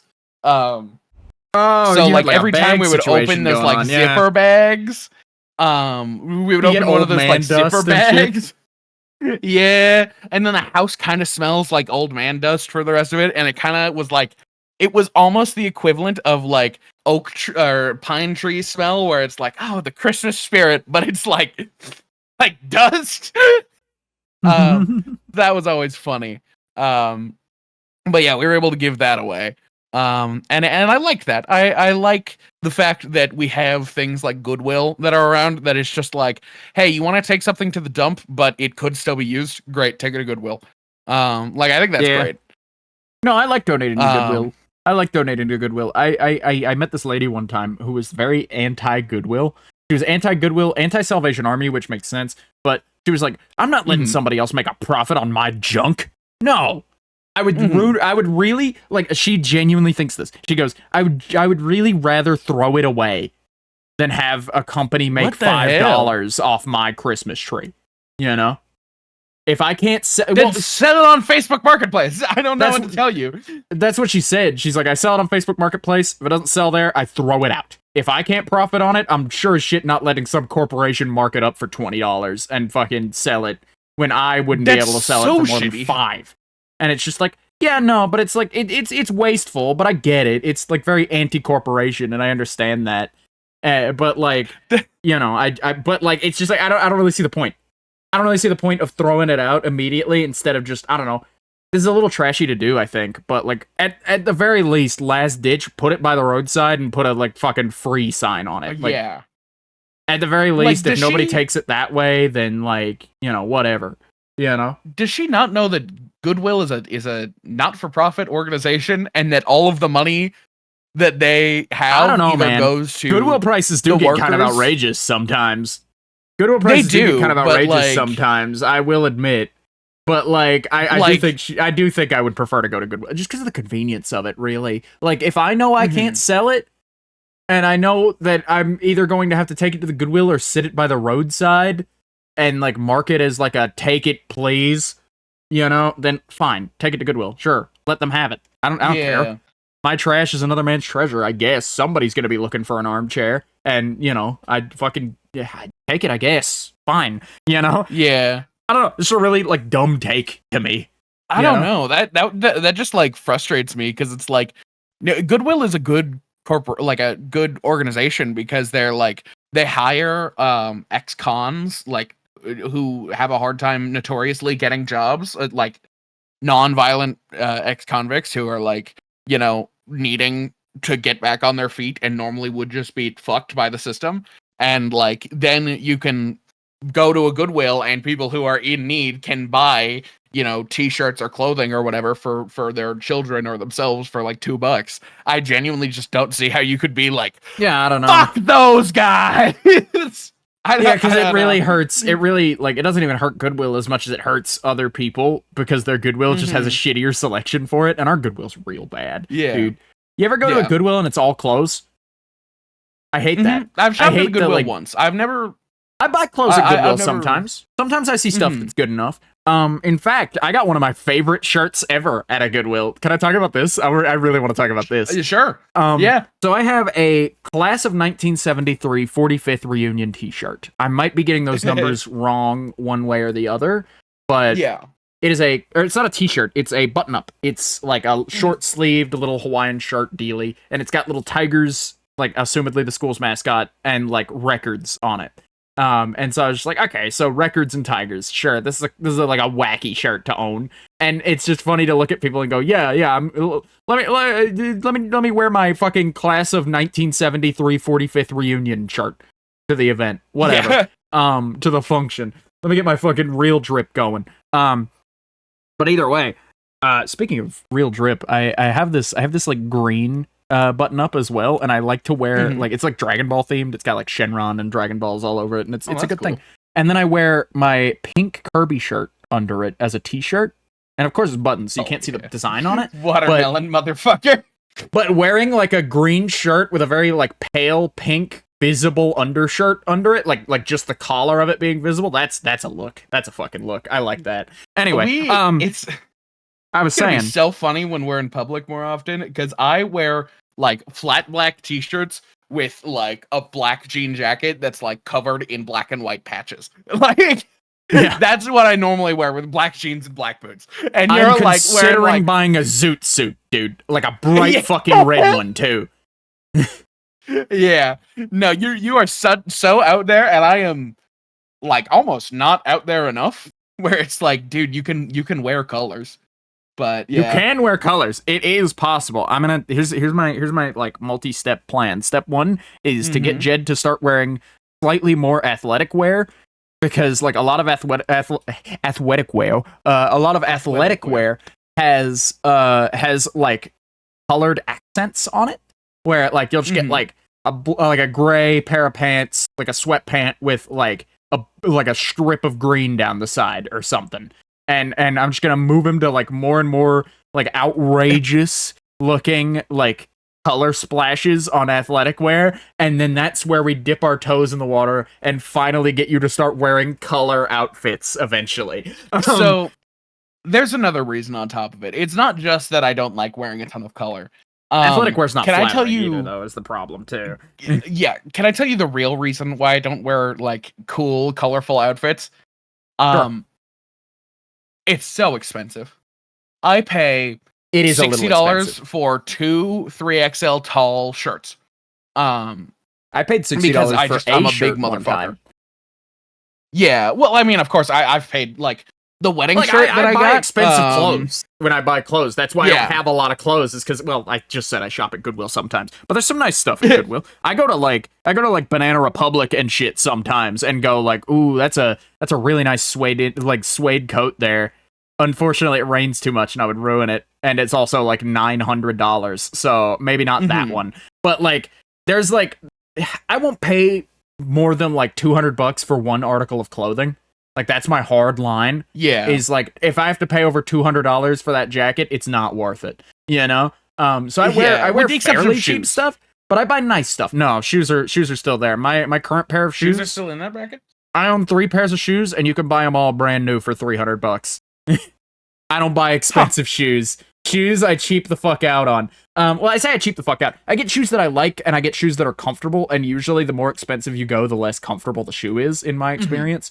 For you, of course, you have bigger feet than me, and sometimes you have to order like specialty, and so I'm sure your shoes just run more expensive anyway. So I'm sure it's not as much of a shock to buy $300 shoes for you. But for me, $300 shoes is like, I better be getting some nice designer shit that I'm never gonna wear. Like, I better be getting some shit that I'm gonna wear in my fucking casket, dude. I was genuinely considering picking up a pair of $1,500 boots. And I still probably will at some point. Boots run more expensive anyway. Boots are a different story. Wear boots, but like a pair of custom-made boots where it's like, measure these parts of your feet and we will make a boot for you. I came so close to purchasing that because I've had just like the worst experience because I'm like a size 15, I think it's like 10E. I've got the whitest feet known to man. Like Fred Flintstone ass feet. But speaking of custom stuff, I've been looking for a tailor recently. Not actively, but just passively. I've been like, window shopping it. Just like, how much would it cost to bring all the clothes I have in and just get them re-sewn to fit me perfectly? Because I buy off the rack. That's way cheaper. I'm not buying tailored like shirts and shorts, but you'd be like surprised what getting rid of that little bit of sag on like a t-shirt can do. You know, not to make it like insanely tight on me. I just want it to fit exactly to my person. You know, I want it to be as though somebody designed this t-shirt for me to wear it specifically. You know, I like bespoke clothes. Bespoke clothes are really good. Unfortunately, they are way too expensive. But I buy nice stuff. That was my point. I buy nice stuff. I try to get it cheap, and I go for my discounts where I can get them. Sometimes I end up at like a Dillard's or something. But like most of the time, I buy nice stuff. And that's okay. And this shirt's pretty comfy. It's pretty comfy. It's pretty nice. But I went to put it on one day. My class of 73 45th reunion t-shirt, button up. And I go and I grab it and I notice the tag is like shiny on it. Like the text on the tag is like embroidered and shiny. And I look at it and it says Reunion Outfitters on it. Oh yeah. And what can I tell you? That is just the cherry on top. For me, that is absolutely the cherry on top for me. That like, oh yeah, Reunion Outfitters. It's a Reunion Outfitters class of 73 45th reunion t-shirt for like a very specific school in like upper Atlanta. Because I bought it during that same wedding trip actually. Like after everybody had gone home, we took the rest of that day because you guys had a flight to catch at like 9 a.m. And so we were like, do we want to go home? Because we can just go straight home. I'm kind of tired. I'd kind of like to, but we stayed around. We cleaned up the Airbnb and then decided, fuck it, we'll spend the afternoon shopping because we were like kind of under budget on the wedding actually, like to enough to a degree that like I got a few $100 to throw around. I'm gonna go buy some clothes or something. This is a big area. I'm sure there's plenty of thrift stores. Going thrifting is always fun. I don't usually go thrifting for the clothes. I like going thrifting to look at like old tech and like books and CDs and shit. I like that kind of stuff. That's where I'm at when it comes to thrift stores. You send me into a thrift store, I'm walking straight past the clothes to the random knickknacks and shit. Like I'm looking at the glassware, dude, all of it. I'm thinking about buying your like dead grandma's vases and shit. It's good. It's a good time. You got to come down to Tucson because we've got a little local chain. There's like 4 different locations in Tucson, but it's called Bookman's. And it has mainly used books, but it also has... You know about Bookman's? How do you know about Bookman's? Have I told you about it before? No. Buddy of mine went to Portland one time, and they have a Bookman's there. They have, like, the biggest Bookman's. Holy shit, really? Like, it's so fucking huge. I think it's a Bookman's. But, like, they have such a huge one, and it's like a genuinely I think they shut it down for a safety hazard because they're just Shit, yeah, it is. shelves like 7 feet tall, filled with books, floor to ceiling, on everything you could possibly want. Because this friend of mine was like big into tabletop games, and you can't get a lot of like physical like tabletop like manuals and shit like in store nowadays. Like it's hard to get anything other than like D&D 5e or maybe like Pathfinder if you're lucky, you know. But this place was just like they had like aisles of it, like because they had like aisles of everything. And it was very much a place where it's like, yeah, there are the shelves are full, so there are like stacks of unsorted books and little like book carts in the like very cramped already aisles where like I can't stress this enough. If a fire started in that building, it would be over for at least 10 people in there. Yeah. Like at least 10 people would die just like that. in that fire, you know? And it was genuinely impressive. I really wanted to go because it seems really cool. And I'm a big books guy. I like to grab books. I listen to audiobooks and then I buy the physical book just to put it on my shelf as like a little trophy. I like doing that. Yeah. It's fun. But either way, there are a bunch of little things in Tucson that I would want to like take you to show you that like I grew up around. Like Bookman's I went to every weekend as a kid. I loved that place. My sister would look at the Blu-rays, my dad would look at the records, and I would go over and I would look at the old games, and it was great. We all had our own little thing, and if I went with my mom, she would look at the books, and you know, we would look at other things. You know, my dad wouldn't go with us though because they're divorced, but like nonetheless, you can anything just not gems. Be sad with you? Can anything not lead back to like your suicidal tendencies or your depression or your parents' divorce or your childhood abuse or something? Or how like unfortunately shaped you think you are? Like, can we like come on, man? It's so like deeply like sadness is so deeply woven into your life. It's ridiculous. It's like comical. Yeah. Anyway. Yeah. Anyway, but, Bookman's, I guess. What was I saying? Yeah. Last time I found this amazing find because I was going to the psychology selection and I was like, oh shit, this is a DSM-3. This is like a DSM from the 90s. Oh, and we're on right. DSM you were talking about that when you bought it or something. And that was really cool. But then I see next to it these 2 books. They're from the 1940s, and I think it was something like How Hard It Is to Be Man, but it wasn't like a man. It was like not like person, a man, but like a human. Yeah. But I flipped through this book and it's falling apart when I get home because I purchased both of them because it's like 240 psychology books. That's gonna have some interesting thoughts in there, you know. Got like a $2 sticker on both of them. It's not gonna like break the bank for you to just go home with all of that shit. Yeah. So here's the thing: is that I pick them both up and I flip through them when I get home, and out pops a Firestone Rewards member card from the 1950s. And it's in perfect condition because it was laid between book. Like it was laid in a book. Between book. Yeah, no, it was like pressed between the pages. Yeah. It was in pristine condition. And that is genuinely a really cool find. It was really cool to see like this man had like a Ford F-150 in the 50s. And it was really, really interesting. That's the kind of thing that you like. Tell a story. That's the kind of thing that you like get a piece of tape and tape it, like take like a small piece of tape and like tape it to the inside cover just so it's always with that book. So the next guy to come along and get a hold of that has a little memento too, you know? I think about that sometimes. I sometimes I'll like I don't know, I think about those kinds of people who like return library books and leave a little sticky note in it with a review of just like, yeah, this book's pretty good. Hope you like it, you know? And I like that kind of thing. I'm big into those little sentimentalities. It's like, was it the Wizard of Oz? No. Yeah, I think it was the Wizard of Oz. It was either the Wizard of Oz or it was fucking Willy Wonka and the Chocolate Factory. But either way, they were in production for that, and the lead actor of the film goes out of his way to go and buy a book, like a copy of the book. Secondhand, of course, because it's a fairly common book, both of those. And so she's like, pick up a copy of the book. And it turned out to have a bunch of little cliff notes in the sides, just like a bunch of little like scribblings in the margins of just like, yeah, this is pretty good. Or like, I liked this part, or like, this part probably needs adjustment more.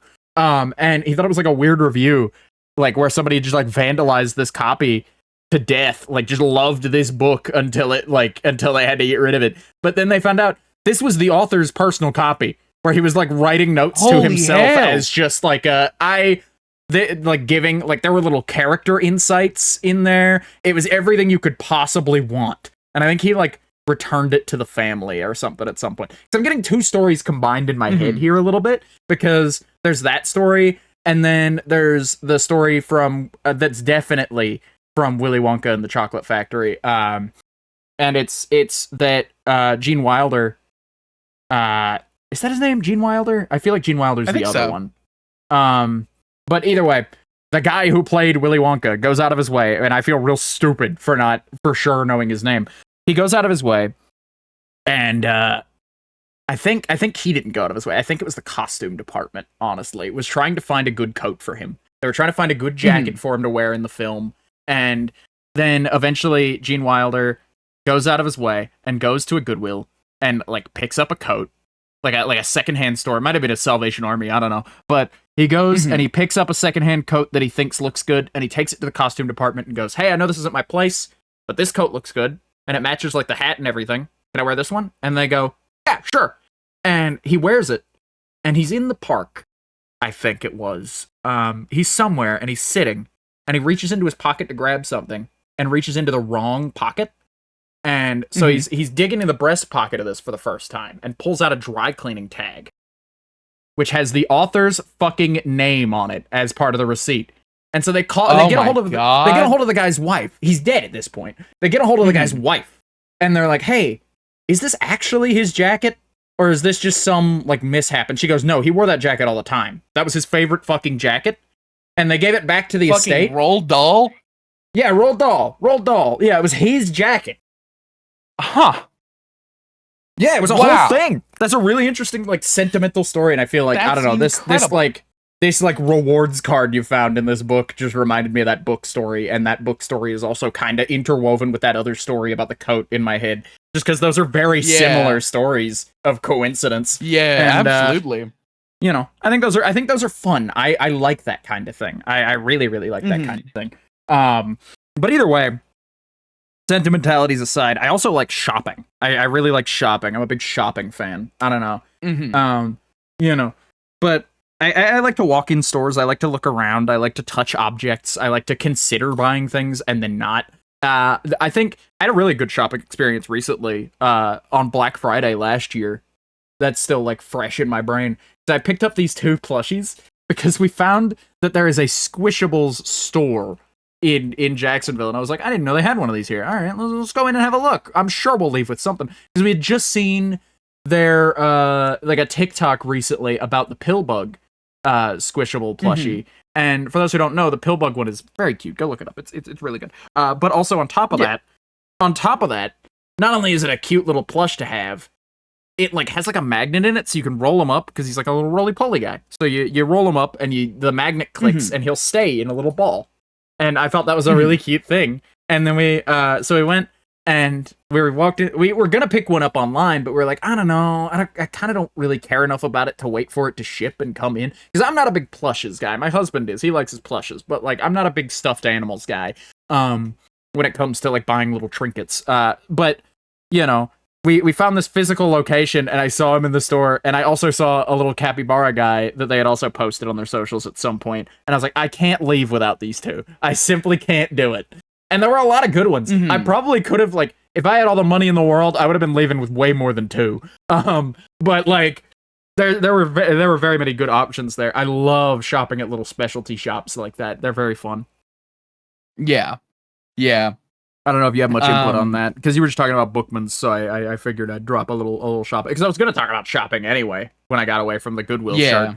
But either way, that was our little our little shopping excursion. I also went shopping for something else recently. I bought a second monitor. I was going to go buy a webcam. Oh yeah. I was going to go pick up a webcam, because we've been like turning our cameras on weekends when we hang out in the Discord. And, like, you know, just fucking playing video games, watching shit, fucking around, getting high, maybe, you know, that kind of thing. And and you know, just enjoying the weekend. And I bought a webcam. Unfortunately, it's USB-C only, and I don't have a free USB-C port to plug it into. But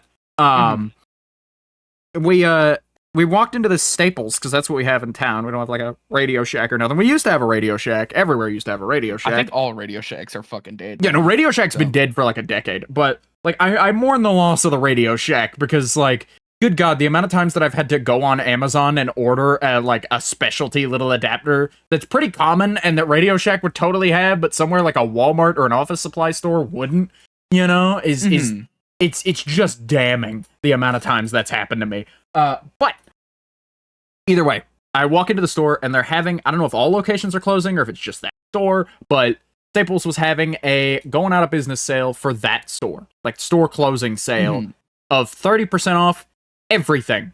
And for a store that sells pretty expensive product, typically, like things like PCs and like Chromebooks and like iPads and smartwatches and shit like that, like it's a pretty good store for that. And they sell a lot of practical shit too, like office supplies. So I picked up some things, and then I was like, wait, this would be a great time to get a new monitor. I've been meaning to get a new monitor, and they're on sale, and I have the cash right now. And normally I wouldn't make this big of a decision, like spur of the moment, based on like the minimal selection of monitors they have here. But for like $100 off this like $300 monitor, well, it's like 80, but like for like $80 off this $300 monitor, how could I say no?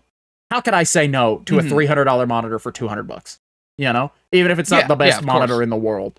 And so my idea was, I'm gonna take this monitor, this new one, and make it my second monitor, because my old monitor has like some discoloration on it, and I'm using that as like a second monitor right now, and it's passable, it's fine, it's pretty good. But I was like, the idea is this one will become the secondary monitor, and then I'll get like a nice like curved ultra wide OLED HDR, the whole deal, for my main monitor, and then this one will just replace that one so that I don't have to, you know, worry about it. In practice though, I'll probably just keep all three of them and put one on one side, one on the other. But you know, either way, having two monitors has been phenomenal. It is so nice.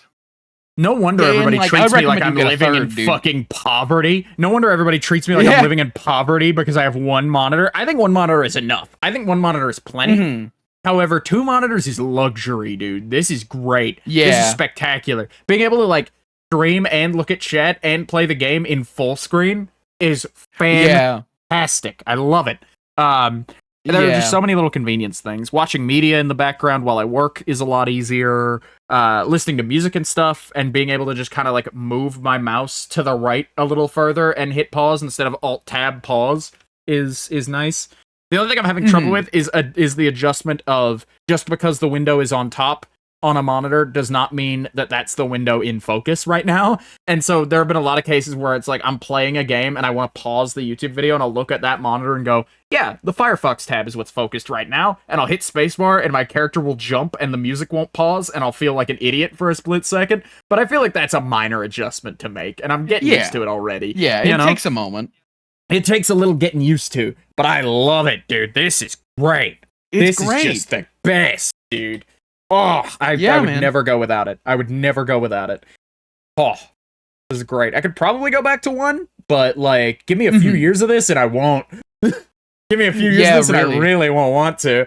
But no, that's been a great time. That's been a great time, and everybody's been preaching to me about how great a second monitor would be. And I've been kind of writing it off a little bit as like, I know it would be better for me, but I don't think it's really necessary. Like, I'm not really pushing for that particular upgrade. I would have done this first. I would have foregone the new keyboard and mouse and gotten a fucking new monitor first if I'd have known just how much help it would be. You know? Because like even just hanging out in the Discord, like being able to see somebody else's stream and like just do you know how be able to like fucking to have one monitor and be trying desperately to like type a message or do literally anything and have somebody look at my stream real quick, and it's like, dude, I've been trying to like write one sentence for the last 3 hours. Please. You know? And like it's you know, it's made my productivity go through the fucking roof. Anyway, you were saying? Yeah. No, but just like being able to watch something else on somebody else's stream at the same time, it's great because you can like keep up with what your friends are doing while doing your own thing. It's like a great like parallel thing. Yeah, it's very good because it's like, I don't know, it makes the computer. So a lot of people complain a lot of people complain very openly about like, come on, man. It's a fucking like the computer used to be cool. It used to be like you used to go to the family room and the monitor, like the computer monitor used to be a little window into a whole world of the World Wide Web, you know? And it doesn't feel like the internet doesn't feel like a place anymore. Like the computer doesn't feel like a place anymore. It feels like a utility, and it's just kind of lame now. I'll tell you, if you have one monitor and feel that way, get a second one.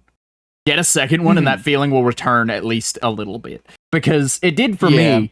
It did for me because like there's something in my in like my stupid fucking caveman brain that like looks at one monitor and goes like, because you get that childish wonder with one monitor when you first see it of like, wow, this is like a window. It's like I'm looking into a physical space, but like that sort of fades over time. Getting a second monitor has made that all the more real for me. Like it feels like when I move a window from one monitor to the other, I am physically grabbing it and pushing it over there. You know, it's great. Yeah. The only complaint I have, it becomes like a space instead of just like a monitors touchscreen. Make every monitor touchscreen. Do you know how cool it would be? Really? If I could do it with my mouse or I could just reach over and tap, that'd be great. Could you imagine? That would be interesting. Like not only the convenience of look left and you get to see everything else on your other monitor, like at a glance, but like the convenience of I don't have to hit Alt Tab. I can just reach a hand over and tap tap and it's good. You know? Yeah. Like what I need done is done. Is like I've got pretty incredible hand tremors, and the further I get from my chest, the worse they get. So like if I were to have to reach over to one of my monitors and reach on the opposite side, I would be like fighting to press the X button on it. Yeah, I don't know. For somebody with hand tremors, maybe not. And my hands used to shake. I don't know where that went. They don't shake quite so much anymore, but they do shake just a little bit. But like it doesn't impede me really. It's not like a tremor or like a thing that needs like diagnosis, you know? It's just a thing. Yeah. But like, dude, imagine if these two monitors were touchscreen. I already kind of feel like Iron Man, but I would feel like fucking Iron Man for sure if I could just like swipe and like gesture control monitors and shit. It's just that currently touchscreen monitors, I'm sure, because what I could do is I could get a touchscreen like polarizer and put it on my monitor myself. I mean, those are kind of like shitty, and those have like the slightest bit of delay though. And like the thing is, if you get a touchscreen monitor, it's usually not built for like gaming, and so like there's input lag, or like if you want touchscreen, you want touchscreen. You don't really care about like the picture quality either. So usually they don't have like OLED or HDR or whatever. They're usually like a shittier monitor, but with touchscreen. You know, like they cut the budget of the monitor in half and then used that additional money left over to make it touchscreen. And like I get that there are limitations, but I can't wait till the tech is there for that, because it's like, man, oh, how great it would be without spending like $1 million to have like. That's my ideal setup, I think, is a couple monitors and they're both touchscreen, or at least the second one is, you know, and I've got like gesture control and shit. Windows has awful Windows has like awful touchscreen control. So it is just the worst. I had a that would need an update too. I had a Surface for a while to draw with, and it was terrible. I ended up going back to my PC. And then after I was done drawing on my PC and I realized that it's clunky to have like a big ass plastic tablet that's worthless unless you're drawing. I ended up moving to the iPad, and I never looked back since. If you're gonna draw, I recommend the iPad. Honestly, I don't know. Maybe I'm a shill, but like maybe if you're like drawing like at a professional level and that's what you do all day is commissions and like art or animation or something, like having like a Surface tablet on your desk, or like one of those big ass expensive Wacom like all-in-one machines that are like fucking like you can take them portably and they work and they're great and they're like $600. Like that's probably worthwhile for those people. Yeah. But like, you know, for an average guy who's just like, I draw sometimes. I make a piece occasionally when I feel like it. You know, I feel like the iPad is definitely the way to go for that kind of thing, and I think a lot of artists agree. A media machine. Yeah. Because it's useful outside of being a drawing tablet. Yeah. Completely which is agree. The benefit of it. But no, that was our 2-monitor moment. I think having 2 monitors has improved my life quite well, actually. Eternally give Bush shit for his dedicated fucking what's it called, Premiere monitor, because it's like, dude, why do you have Premiere open all the time? Mainly is the main reason. Having Premiere open all the time, you gotta have like a supercomputer, and I'm sure Bush does. I've heard Bush talk about his like several sets of like $600 sunglasses or some shit. So like, I'm sure he's got his it. fucking Ray-Bans that he like had stolen and then was like, that's all right, I'll just get a new one. It was like, yeah, oh my God, that's dude. what it was. He had like he was like very much stressing that like this is like a $500 pair of glasses here.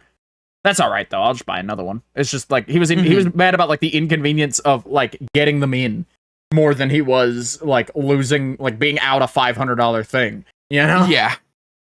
Yeah. I don't know. Oh man.